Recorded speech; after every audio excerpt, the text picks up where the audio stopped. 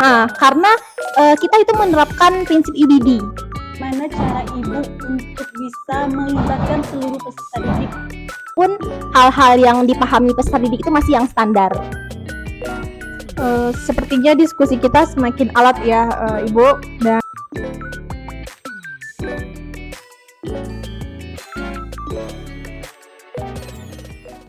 Assalamualaikum warahmatullahi wabarakatuh. Berjumpa lagi teman-teman dengan kami mahasiswa PPG Prajabatan gelombang 2 tahun 2024 Universitas Muhammadiyah Sumatera Barat. Pada video kali ini yaitu video podcast dengan seorang narasumber yaitu guru, yaitu Ibu Novia Bu ya.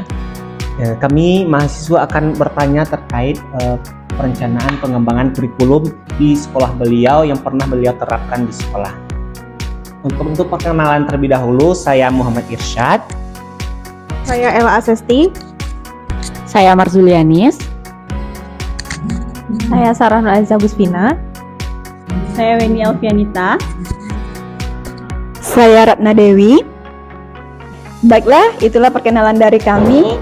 Dan selanjutnya kami juga minta perkenalan dari narasumber kami yang cantik hari ini. Kepada Ibu, dipersilakan. Ya, baik. Terima kasih atas waktunya. Selamat siang semuanya. Ya, perkenalkan nama saya Novia Syahri. Kebetulan saya guru bahasa Indonesia di sini. Jadi nanti silakan saja untuk kawan-kawan semua jika ada yang mau bertanya atau apapun yang mau ditanyakan, selagi bisa saya jawab, nanti kita akan diskusi sama-sama. Ibu, selamat siang Ibu. Gimana kabarnya Ibu? Oke. Baik ya Ibu, terima kasih banyak sebelumnya kami ucapkan kepada Ibu yang telah berkenan menjadi narasumber kami pada podcast kali ini. Ya Ibu, langsung saja ya Ibu pertanyaannya terkait perencanaan kurikulum yang pernah Ibu terapkan di sekolah yang pernah Ibu ajar. Nah, untuk pertanyaan pertama, kan Ibu guru bahasa Indonesia ya Ibu ya. Ada topik pembelajaran teks puisi, teks biografi, pantun, cerpen dan lain sebagainya. Nah, kalau untuk misalnya saya angkat contohnya teks biografi. Kira-kira kalau teks biografi itu apa tujuan pembelajaran kira-kira yang Ibu capai itu seperti itu Bu. Mohon penjelasannya Bu. Ya, baik untuk Irsyad ya pertanyaannya. Bagus sekali. Jadi kebetulan saya sedang mengajar di kelas 10. Jadi kebetulan kami mengajar di teks biografi. Tujuan pembelajaran untuk teks biografi kali ini adalah peserta didik itu mampu menganalisis struktur serta kebahasaan dari teks biografi tersebut. Serta peserta didik itu juga mampu mengaitkannya atau mengaitkan nilai-nilai yang ada di teks biografi itu dengan kehidupan sehari-hari peserta didik itu, seperti itu. Jadi itu menganalisis jadi isinya dianalisis. Iya, betul sekali. Jadi nanti pas penerapannya nanti akan diberikan sebuah soal, jadi peserta didik itu menganalisis struktur dan juga kebahasaannya seperti itu. Ya, jadi tujuannya kan menganalisis teks biografi. Kira-kira bagaimana keadaan kemampuan peserta didik sebelum diterapkan tujuan tersebut? Iya, karena dalam proses pembelajaran, karena ini baru juga teks yang baru ya, maksudnya bagi peserta didik, otomatis saya sebagai seorang guru itu akan melakukan tes diagnostik terlebih dahulu.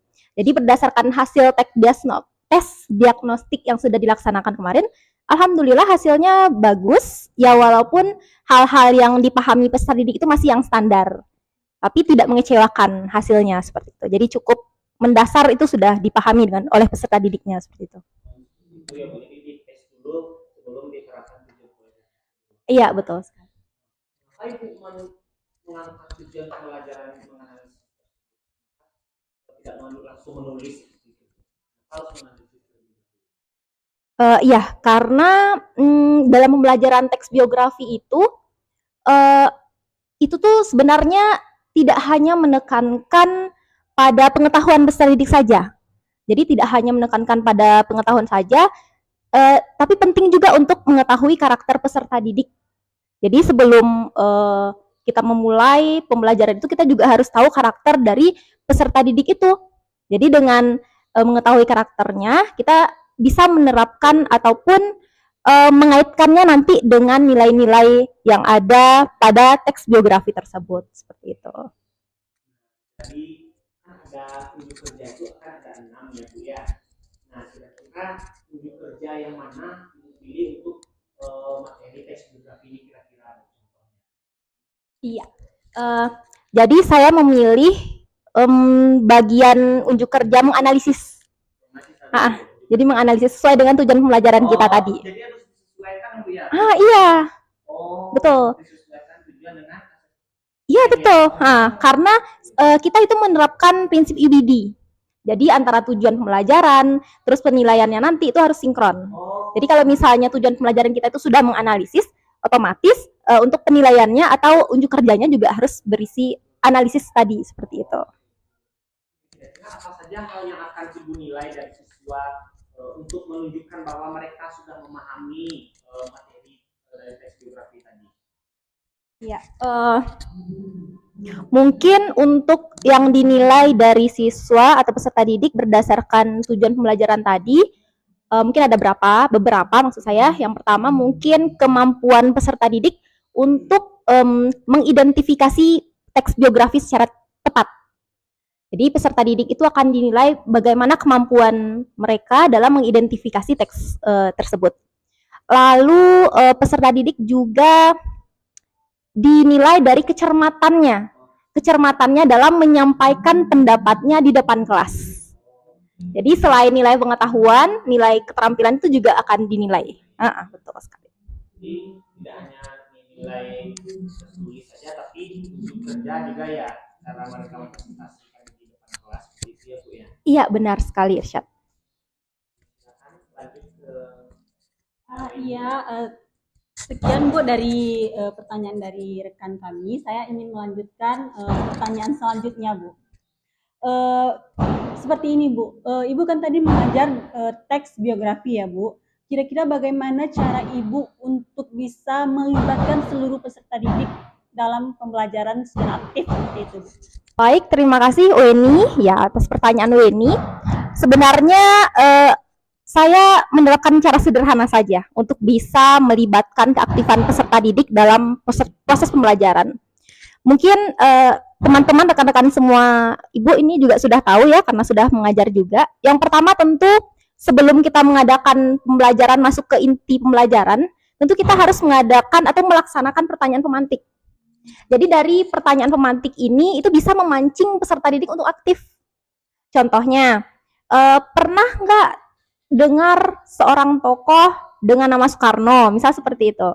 Jadi dengan pertanyaan itu hampir seluruh siswa nanti akan menjawab, oh pernah Ibu, pernah katanya seperti itu.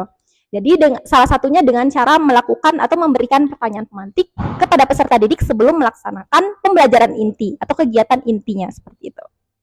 Berarti dengan memberikan pertanyaan pemantik itu akan memacu keaktifan peserta didik seperti itu ya Bu? Iya benar sekali. Selain itu dengan kuis-kuis singkat atau dalam bentuk game-game, peserta didik itu akan lebih terpacu adrenalinnya ketika mereka melakukan game. Tetapi game itu masih berisi materi pembelajaran kita. Jadi tidak monoton. Jadi peserta didik itu bisa aktif seperti itu. Terima kasih Bu. Untuk pertanyaan selanjutnya nih Bu.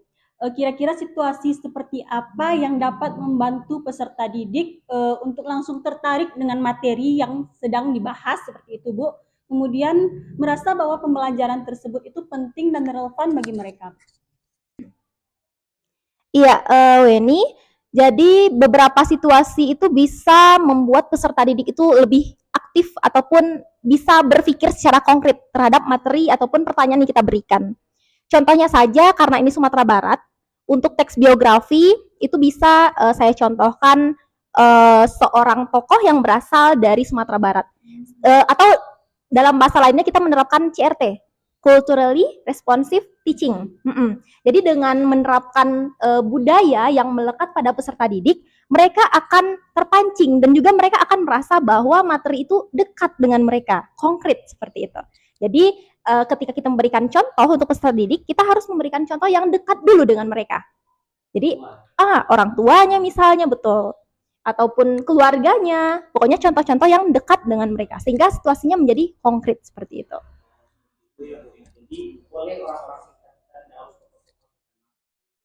Ya boleh, mulai dari orang tua dulu, atau kakak mereka, atau keluarga dekat mereka, seperti itu.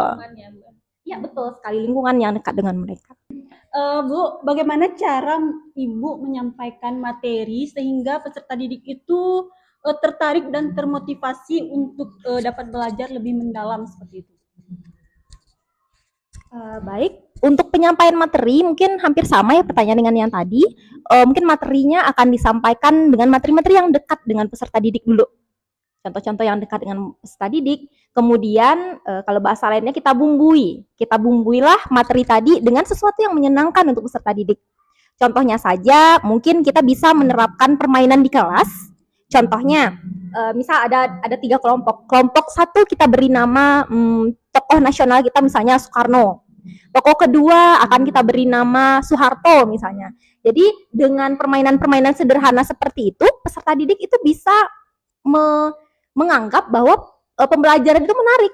Jadi pembelajaran itu tidak melulu dengan catatan panjang di papan tulis ataupun ceramah-ceramah panjang dari gurunya. Dengan hal-hal sederhana seperti itu juga bisa meningkatkan motivasi belajar ataupun semangat belajar peserta didik itu, sehingga pembelajarannya terkesan menarik bagi peserta didik seperti itu. Iya betul, ice breaking salah satu contohnya. Itu juga perlu. Walaupun itu terkesan sederhana, tapi itu sangat berpengaruh bagi semangat peserta didik seperti itu. Kira-kira Bu, peluang seperti apa sih yang dapat mendukung minat, bakat peserta didik dalam pembelajaran? Baik, kalau kita berbicara soal peluang, mungkin di sekolah itu akan banyak kegiatan-kegiatan, seperti salah satunya seperti contohnya FL 2SN ya, yang mungkin ada yang minat pidato ataupun berpuisi, atau mungkin ada peserta didik yang berminat dalam menjadi orator seperti Bapak Soekarno. Nah, itu kan kembali lagi ke teks biografi kita tadi. Jadi peserta didik itu bisa menyampaikan nilai-nilai yang terkandung dalam teks biografi itu ke dalam kehidupannya sehari-hari. Nah, dengan minat-minat yang tersalurkan dalam kegiatan-kegiatan di sekolah, nah itu juga sudah sangat membantu peserta didik seperti itu. Jadi kegiatan-kegiatan sekolah itu juga bisa meningkatkan atau menampung minat-minat dari peserta didik tadi. Berarti kegiatan di luar pembelajaran juga mendukung ya, Bu?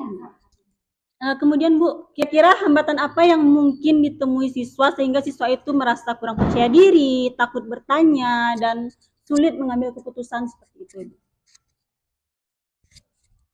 Baik, sebenarnya ini adalah mungkin sudah masalah umum ya di Indonesia, bahwa tingkat literasi kita tuh rendah. Jadi salah satu kesulitan kemarin yang saya temui di kelas, itu peserta didik itu sangat minim budaya literasinya. Sehingga ketika diberikan soal ataupun diberikan sebuah materi, mereka tidak mau mencari sendiri. Mereka maunya disuapi seperti itu. Jadi itu salah satu kendalanya. Apalagi ini teksnya biografi. Kita harus mengenali bagaimana jalannya hidup seseorang, mulai dari awal sampai akhir. Itu kan semuanya teks. Betul, harus literasi.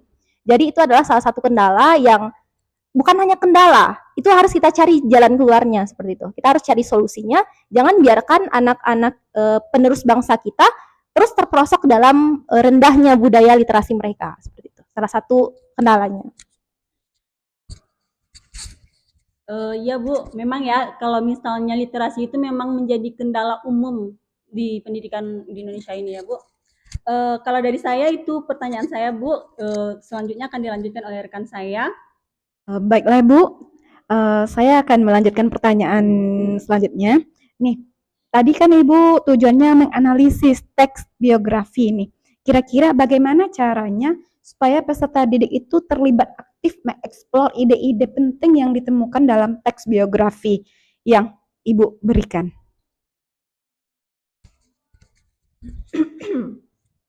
Ya baik, Ratna. tadi bagaimana caranya agar peserta didik itu terlibat aktif dalam, bisa kita katakan dalam kegiatan pembelajaran kita seperti itu. Umumnya atau khususnya di teks biografi. Sebenarnya sebagai seorang guru kita tentu punya metode ataupun model-model pembelajaran tertentu yang membuat model pembelajaran ini sebenarnya memiliki ciri khas tertentu. Salah satunya saya menggunakan metode kooperatif. Nah, dengan metode kooperatif itu peserta didik itu biasanya lebih terlibat aktif. Mungkin kemarin saya menggunakan metode jigsaw. Nah, dengan jigsaw itu peserta didik akan bertukar tempat. Ada yang menjadi ahli, ada juga yang menjadi kelompok awal atau kelompok asal. Nah, jadi dengan metode-metode seperti itu diharapkan mampu untuk meningkatkan keterlibatan aktif. Memang meningkat, hasil belajarnya meningkat daripada kita hanya menggunakan metode-metode ceramah. Seperti kalau misalnya kita menggunakan metode ceramah, ya kita tahulah sebagai seorang mahasiswa mungkin anak-anak kawan-kawan ibu gitu ya, itu akan mengantuk. Nah, betul. Jadi dengan metode ataupun model-model pembelajaran tertentu, kita bisa meningkatkan keterlibatan aktif dari peserta didik itu sendiri. Seperti itu, Ratna. Nah, kegiatan belajar apa yang Ibu gunakan untuk menampilkan kemampuan puncak siswa? Misalnya nih, ada nih siswa itu dia maunya dia dengan gaya belajar visual, dia maunya menunjukkan atau membaca nyaring di depan kelas, atau yang gaya visual, gaya audio dia maunya bercerita atau storytelling. Gimana? Atau kegiatan belajar apa yang memfasilitasi kemampuan belajar peserta didik tersebut? Iya, mungkin kalau berbicara tentang kita memfasilitasi berbagai macam karakteristik peserta didik, sebagai seorang guru memang itulah tugas kita. Jadi nanti teman-teman rekan-rekan ibu ini harus bisa menyesuaikan dengan tingkat atau karakteristik peserta didik. Di dalam kelas itu kan memang banyak ragam ya, ada yang visual, ada juga yang audio visual, kinestetik. Itulah kita harus bisa mewadahi. Jadi dalam penerapan asesmennya nanti kita harus menciptakan atau membuat beberapa kita menyebutnya sebagai beberapa elemen. Misalnya ini untuk yang hobi menulis misalnya, ini untuk yang bagian presentasinya, ataupun yang satunya bagian untuk mengedit seperti itu. Jadi kita harus mewadahi. Nah, sebelumnya tentu kita harus melakukan tes lagi. Nah, tes karakteristik. Jadi melalui tes karakteristik ini kita tahu, oh si A dia hobinya ke kinestetik nih. Kalau si B gaya belajarnya mungkin campuran audiovisual. Nah, seperti itu. Jadi di awal pembelajaran atau di pertemuan awal kita sebagai seorang guru itu mungkin 80% harus gitu ya melakukan tes karakteristik, diagnostik karakteristik peserta didik. Jadi untuk mengetahui hal tersebut, kita tidak bisa memaksakan orang visual untuk menjadi kinestetik. Nah, seperti itu. Jadi peserta didik itu harus kita wadahi. Kalau misalnya dia memang orang visual, ya harus visual seperti itu. Jadi seorang guru itu tugasnya memang banyak ya. Jadi gitu. Sangat berat ya, Bu. Sangat berat. Makanya guru itu adalah pahlawan tanpa jasa. Iya, seperti itu. Kira-kira apa cara atau bagaimana cara Ibu menentukan karakteristik peserta didik tersebut? Apakah melalui kuesioner, angket, atau ada di sekolah tempat Ibu mengajar, ada psikotes bagi peserta didik untuk memasuki tahun pertama mereka di sekolah tersebut? Untuk mengetahui karakteristik peserta didik, itu sebenarnya di sekolah sudah diwadahi. Kalau dari BK itu akan mengadakan tes melalui angket. Nah, tapi kita sebagai seorang guru mata pelajaran tentu tidak berpuas diri dengan hasil dari BK. Kita pun dari guru mata pelajaran juga punya hak untuk melakukan tes lagi. Nah, supaya lebih kita ketahui lagi apa sih sebenarnya karakteristik dari peserta didik ini, seperti itu. Jadi kemarin selain dari BK, itu dari pihak sekolah berarti dari guru mata pelajaran yang bersangkutan pun juga melakukan tes lagi. Jadi lebih spesifik. Kalau misalnya BK mungkin secara umum dari peserta didik itu, kalau misalnya guru mata pelajaran bisa lebih dalam lagi seperti itu. Jadi kita mengetahui dan kita lebih merasa dekat dengan peserta didik itu sendiri gitu. Masya Allah, ternyata luar biasa ya Bu untuk menentukan karakteristik peserta didik. Kira-kira di tempat Ibu mengajar itu full day atau half day, Bu? Ya, kalau di sekolah kami sendiri itu full day. Jadi masuk itu pukul 7.15 itu sudah berada di kelas.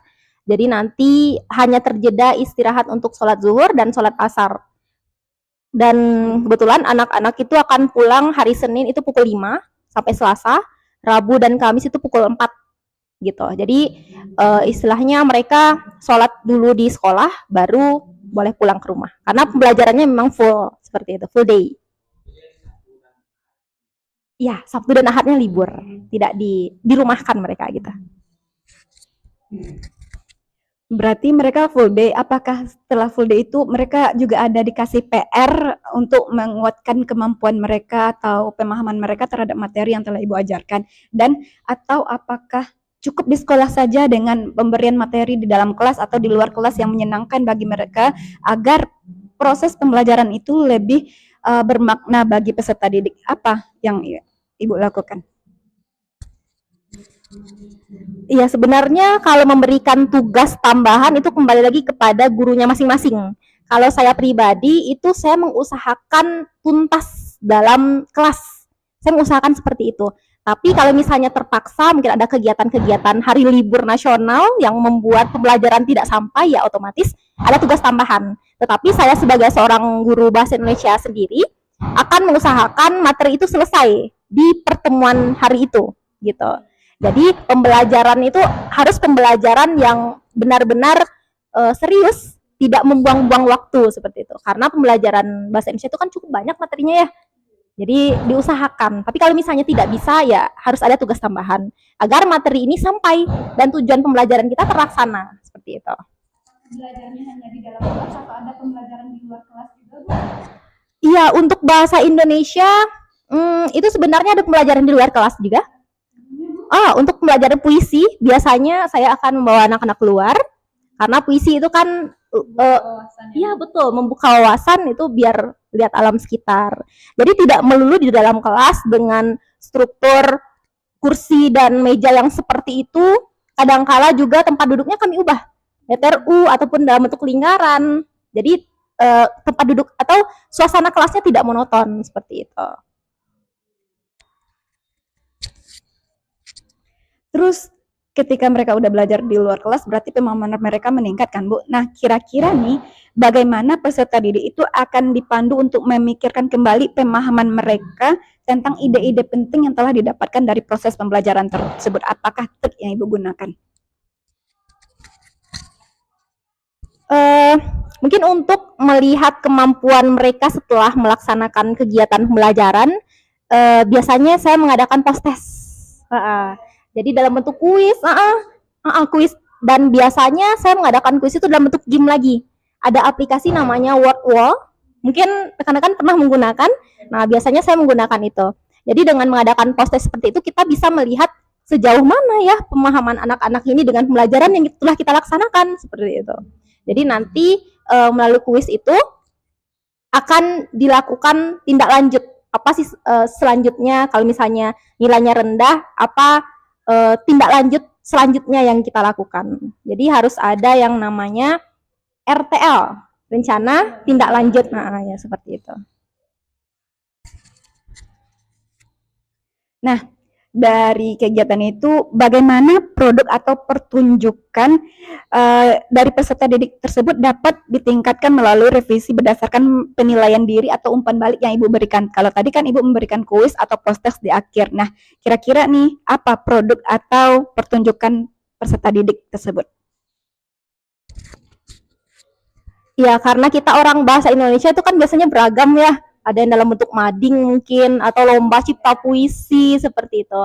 Kalau untuk teks biografi sendiri, karena sekarang kita belajar biografi, kemungkinan itu sudah saya rencanakan juga, itu akan mengadakan yang namanya bermain peran. Jadi nanti peserta didik itu akan bermain peran, anggap saja ini sebagai si tokoh A, yang B sebagai tokoh, yang temannya lagi sebagai tokoh B, seperti itu. Jadi mungkin akan ada pertunjukan-pertunjukan seperti itu, tapi lebih ke puisi biasanya. Puisi ada pentas seninya akan dipentaskan, drama juga ada pentas seninya. Musikalisasi puisi. Nah, biasanya kita wadahi mereka dengan kegiatan-kegiatan yang dapat meningkatkan pengetahuan mereka kembali terhadap materi-materi yang telah kita pelajari di dalam kelas. Kreativitas mungkin ya. Iya, betul sekali. Dengan kegiatan-kegiatan seperti itu, kreativitas mereka akan sangat terasah. Iya, betul sekali. Nah, Ibu kan dalam mengajarnya dalam 1 minggu itu ada 4 jam pertemuan. Nah, kira-kira nih, bagaimana peserta didik itu didorong untuk merenungkan pembelajaran yang telah mereka lakukan dan kinerja mereka. Bagaimana cara Ibu memberikan stimulus atau refleksi bagi peserta didik atas apa yang telah mereka lakukan atau pembelajaran yang telah mereka lakukan bersama Ibu? Iya, kita sebagai seorang guru itu tidak hanya bertugas menyampaikan materi saja ya, tidak hanya menyampaikan biografi itu apa, puisi itu apa, tetapi kita memiliki tugas yang jauh lebih dari itu. Salah satunya dalam bentuk refleksi, seperti yang Rana sampaikan tadi. Kalau saya sendiri itu biasanya setelah selesai mengajar, itu saya akan membagikan angket atau berupa lembar observasi ataupun bisa dikatakan lembar refleksi. Jadi nanti saya akan bertanya, di situ ada pertanyaan-pertanyaan yang ringan saja, apa yang sudah Ananda alami selama proses pembelajaran, apakah Ananda memahami materi yang diberikan, apakah Ananda menyenangi ataupun menyukai model ataupun metode pembelajaran yang diberikan guru, terus bisa juga dalam bentuk pertanyaan, apa atau cara belajar seperti apa yang Ananda inginkan untuk pertemuan selanjutnya. Nah, dengan bertanya seperti itu, peserta didik itu dapat menyampaikan aspirasinya. Bisa kita katakan aspirasi ya, dalam bentuk refleksi seperti itu. Jadi lembar refleksi itu harus diisi peserta didik setiap kali kita selesai mengajar. Jadi kita tahu apa saja yang sudah didapatkan, apa saja yang masih kurang, apa saja yang harus ditingkatkan dari kita sendiri dan juga dari peserta didiknya, seperti itu. Berarti dengan refleksi tersebut berarti kita sebagai guru mengetahui bagaimana kemampuan peserta didik kita, peserta didik pun juga mengetahui bagaimana proses pembelajaran kita pada hari itu ya Bu. Iya, benar, penting sekali. Tidak hanya untuk peserta didik, untuk kitanya sendiri juga berguna gitu. Apa yang harus kita tingkatkan di pertemuan selanjutnya, di mana kurang kita, apakah kita kurang melibatkan peserta didik dalam proses pembelajarannya atau bagaimana, seperti itu. Iya, oke. Iya, betul. Jadi tidak hanya siswa saja, gurunya juga harus ya, biar mawas diri juga, seperti itu.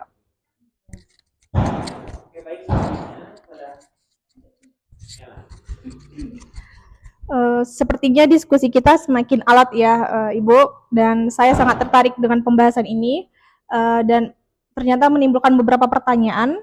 Adapun pertanyaan pertama itu, ini terkait tentang mengevaluasi pembelajaran. Nah, pertanyaannya adalah, bagaimana caranya peserta didik itu dibimbing dalam penilaian dirinya atau evaluasinya? Seperti itu, Bu. Untuk memahami peserta didik itu sendiri, sebenarnya tidak hanya peserta didik, kita pun yang bisa memahami diri kita sendiri adalah kita sendiri ya. Jadi mungkin untuk memahami apa yang sudah didapatkan peserta didik itu, peserta didik akan kita berikan yang namanya kesempatan untuk melakukan self assessment. Atau penilaian terhadap diri sendiri. Jadi di penilaian itu peserta didik itu akan mengungkapkan ataupun tahu dengan kekurangannya serta kelebihannya. Jadi dengan melakukan self assessment itu mereka sadar apa yang harus saya perbaiki, apa yang sudah baik di saya itu harus dipertahankan. Jadi seperti itu. Jadi salah satunya melalui self assessment, penilaian terhadap diri mereka sendiri, seperti itu. Jadi kita harus sebagai seorang guru harus mewadahi hal tersebut. Jadi tidak hanya menilai teman sejawat atau peer assessment, tapi juga self assessment-nya juga harus ada, seperti itu. Berarti untuk penerapan self assessment itu juga sangat penting untuk terjalannya proses pembelajaran kita ya, Bu. Pertanyaan selanjutnya, Bu, bagaimana peserta didik itu akan terlibat dalam evaluasi diri untuk mengidentifikasi dirinya, menetapkan tujuan masa depan, dan memiliki semangat belajarnya, Bu? Pertanyaan Nela tadi bisa Ibu ulangi, bagaimana caranya peserta didik itu untuk merefleksi dirinya sendiri serta menentukan tujuan masa depannya seperti apa. Itu sebenarnya bisa diadakan sesi di mana siswa itu diminta untuk menjawab pertanyaan di akhir sesi pembelajaran kita. Salah satu bentuk pertanyaannya, apa pelajaran hidup yang bisa, karena ini masih dalam biografi ya, apa pelajaran hidup yang bisa kamu ambil dari pembelajaran biografi ini?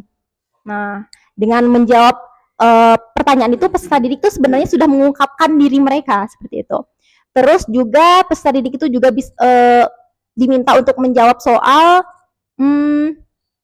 apa yang ingin kamu tingkatkan dan kemampuan apa yang ingin kamu kembangkan dari pembelajaran ini seperti itu.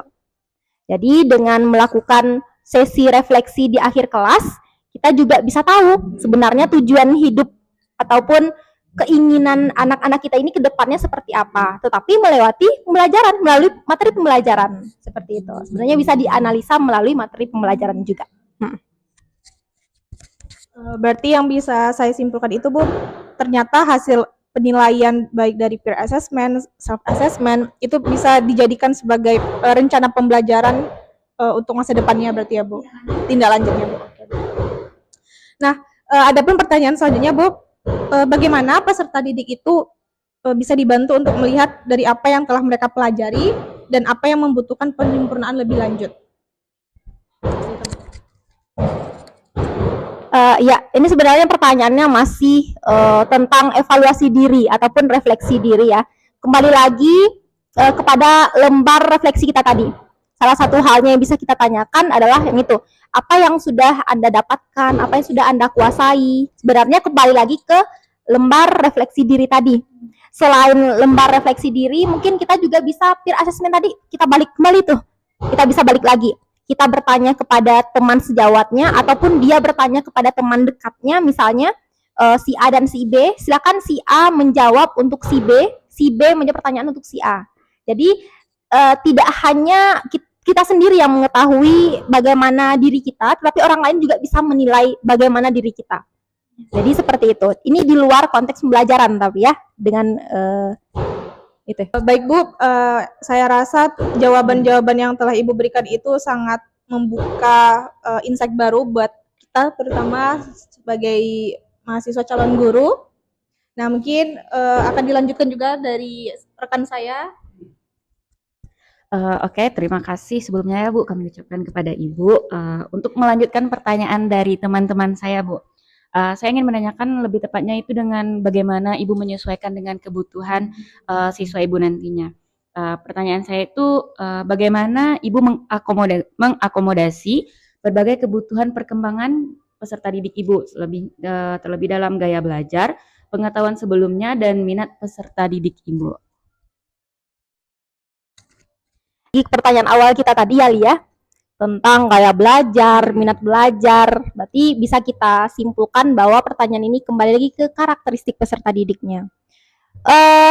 Untuk menindaklanjuti karakteristik peserta didik, bisa jadi mungkin karakteristiknya kita lihat dari gaya belajar, visual, auditori, ada lagi kinestetik, audiovisual.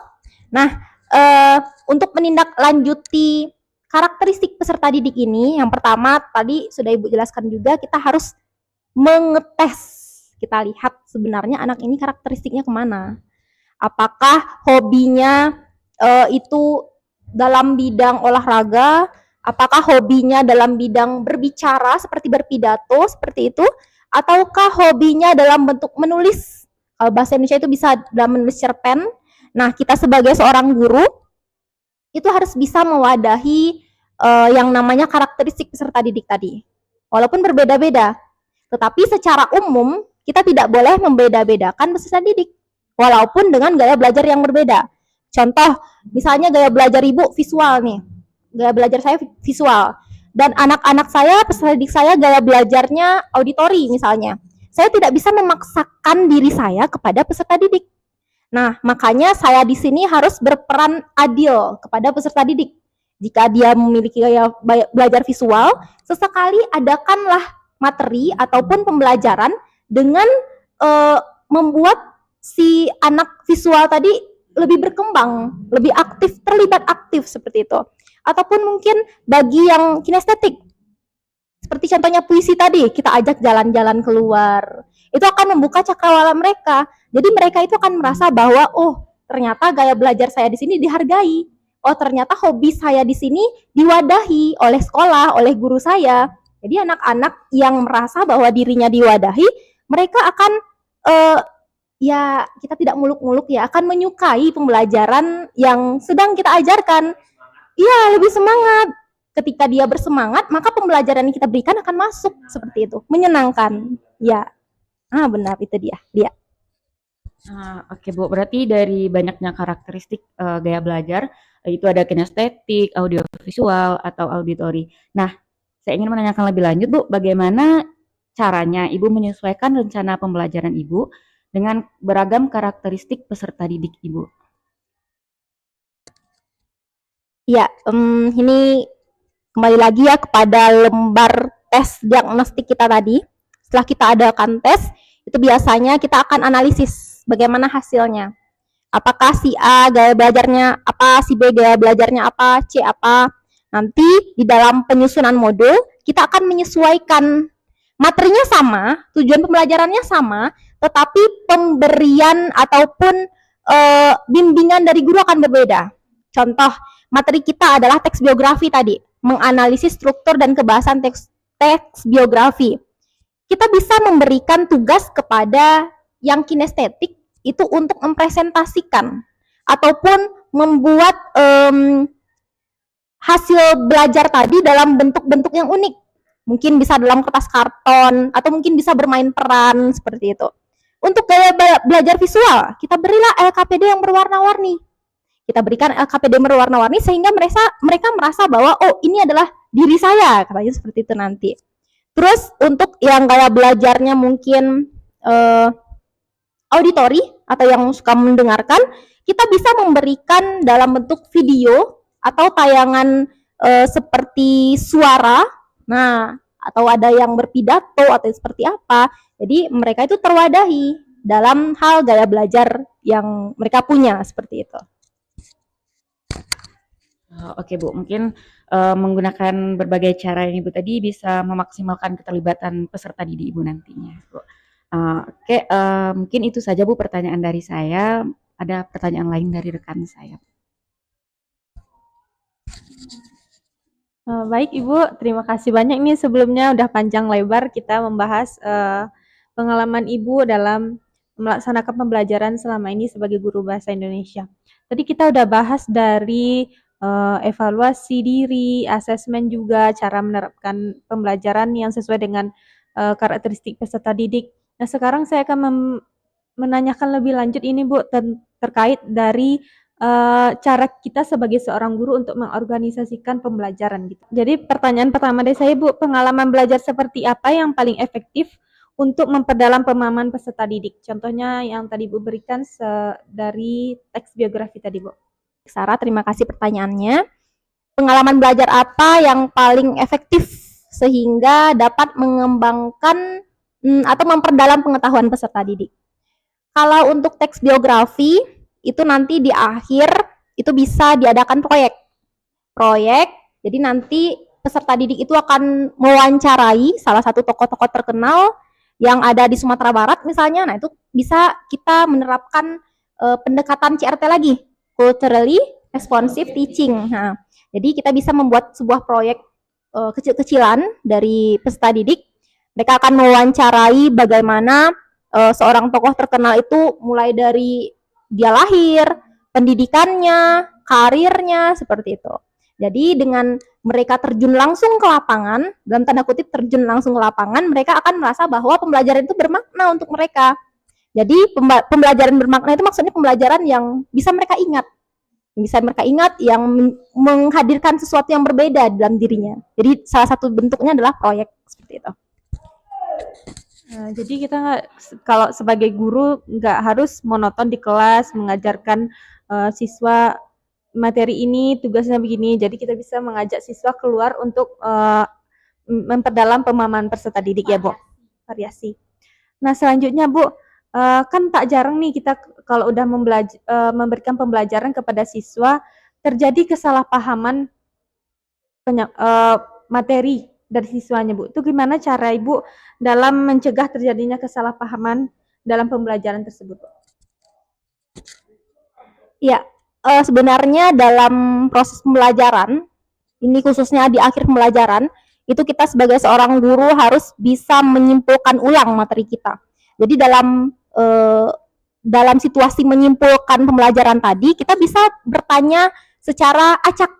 Misalnya si A, yang pertama tadi kita bahas materi apa? Apa yang Ananda dapatkan dari pelajaran kita hari ini? Coba sampaikan kembali. Nanti peserta didik yang lain akan mendengarkan. Kalau misalnya nanti salah, maka gurunya harus memperbaiki seperti itu. Sehingga dengan cara seperti itu, peserta didik yang sudah mendapatkan pemahaman tadi, kalau misalnya pemahamannya salah, oh dia akan berpikir, oh berarti pemahaman saya salah. Oh ternyata yang benar itu seperti ini. Jadi dalam kerangka menyimpulkan pembelajaran tadi, mereka akan belajar lagi, mereka akan menarik kembali materi-materi yang sudah mereka pelajari. Jadi dari sana akan terlihat ada yang salahkah, ada yang benarkah. Nah, di kesimpulan akhir, finalnya guru kembali menjelaskan secara ringkas saja materi tadi sehingga tidak terjadi kesalahpahaman makna dari peserta didiknya seperti itu. Berarti kita sebagai guru harus menyimpulkan dan memberikan penguatan lagi kepada peserta didik, Bu ya. Nah, tadi juga ada Ibu singgung kalau nggak salah ya Bu, terkait dengan penyusunan kerangka pembelajaran yang UBD tadi Bu. Nah, pertanyaannya Bu, bagaimana menyusun urutan pembelajaran agar peserta didik ini lebih terlibat dan pembelajaran tersebut lebih efektif gitu? Iya, kalau kita menyinggung soal UBD tadi, understanding by design, itu ada 3 urutan yang harus kita ikuti. Yang pertama, tentu kita menentukan tujuan pembelajaran kita. Seperti yang tadi, tujuan pembelajarannya adalah menganalisis struktur dan kebahasaan teks biografi. Setelah kita tentukan tujuan dari pembelajaran kita, kita harus merencanakan atau merancang asesmen. Penilaian nantinya seperti apa? Apakah nanti akan ada sumatifnya, ataukah nanti formatifnya, ataukah diagnostiknya, seperti itu. Jadi itu juga harus kita rancang setelah kita menentukan tujuan pembelajaran kita. Nah, ketika tujuan sudah ada, terus penilaian juga sudah dirancang, maka yang terakhir kita akan menyusun bagaimana kegiatan pembelajaran kita akan dilaksanakan. Modelnya apa, metodenya apa, materinya apa, LKPD-nya seperti apa. Nanti akan disesuaikan kembali dengan karakteristik peserta didik tadi. Makanya kita perlu mengadakan diagnostik di awal pertemuan kita seperti itu. Wah, terima kasih banyak ya ini Bu atas pembahasan kita hari ini. Ya, tadi pertanyaan terakhir dari Sarah. Mungkin bisa teman yang lain menyimpulkan podcast kita hari ini dengan Ibu Novi. Ya Bu, mungkin dari saya terlebih dahulu yang saya simpulkan bahwa perlu sekali mengetahui karakteristik peserta didik sebelum menerapkan tujuan, langkah-langkah dan asesmen untuk diterapkan kepada peserta didik ya Bu ya. Jadi begitu teman-teman, jadi sebelum kita mengajar nanti di kelas, kita harus melakukan tes diagnostik terlebih dahulu, mengetahui karakteristik peserta didik mana yang gaya belajarnya visual, audiovisual, kinestetik, dan ada yang kemampuannya sangat mahir dan kemampuannya butuh bimbingan seperti itu. Jadi kita tidak boleh mengabaikan kebutuhan peserta didik seperti itu. Sehingga kalau kita sudah melaksanakan dan mengetahui seperti itu, kita menerapkannya sehingga jadilah kita guru profesional. Betul ya Bu ya? Oke, amin. Itu dari saya.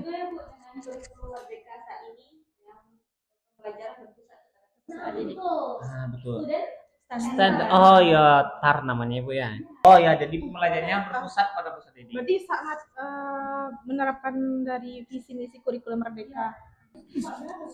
Berarti kita sebagai guru juga harus menyesuaikan pembelajaran tersebut dengan tujuan dari kurikulum Merdeka ya Bu ya, yang peserta didik berpusat kepada iya betul. Nah, teman-teman semuanya, kita juga dapat ilmu baru nih. Ternyata dalam menyusun modul ajar itu kita nggak bisa langsung aja ke menentukan langkah-langkah apa yang akan kita gunakan dalam pembelajaran nanti. Tapi kita dapat ilmu baru terkait dengan pendekatan understanding by design ya Bu. dimana kita harus menentukan tujuan dulu, asesmennya seperti apa yang akan kita gunakan sebagai calon guru, dan baru kita tentukan langkah-langkah pembelajaran yang efektif dari tujuan pembelajaran tersebut ya Bu. Jadi understanding by design itu berbeda dari yang sebelumnya. Kalau yang sebelumnya itu kan kita hanya fokus ke menentukan langkah-langkah kita hari ini kita memakai model ini ya, tapi kita terkadang melupakan asesmennya seperti apa, sesuai nggak dengan tujuan pembelajaran kita, tercapai nggak tujuan pembelajaran kita ya kan Bu. Itu yang sering terjadi di lapangan ya Bu ya. Nah itu teman-teman semuanya pengetahuan baru kita bersama Ibu Novi hari ini. Ya, itulah teman-teman perjumpaan kita dengan Ibu Novi Syahri. Terima kasih banyak Ibu atas ilmunya yang bermanfaat. Ya, nanti ditekin atas satu yang berikan hari ini ya Ibu ya. Kami mengucap terima kasih banyak sekali lagi dan mohon maaf atas segala kesalahan dan kekurangan kami. Nah, itulah teman-teman perjumpaan kita dengan hari ini dengan Ibu Novia Syahri terkait mata kuliah perancangan dan pengembangan kurikulum. Terima kasih banyak teman-teman atas perhatiannya. Kami mohon maaf atas segala kekurangan dan kesalahan. Semoga podcast ini dapat bermanfaat untuk kita semuanya dan terlebih bagi kami yang mewawancarai ibunya. Kami akhiri dengan salam. Assalamualaikum warahmatullahi wabarakatuh. Terima kasih Ibu ya.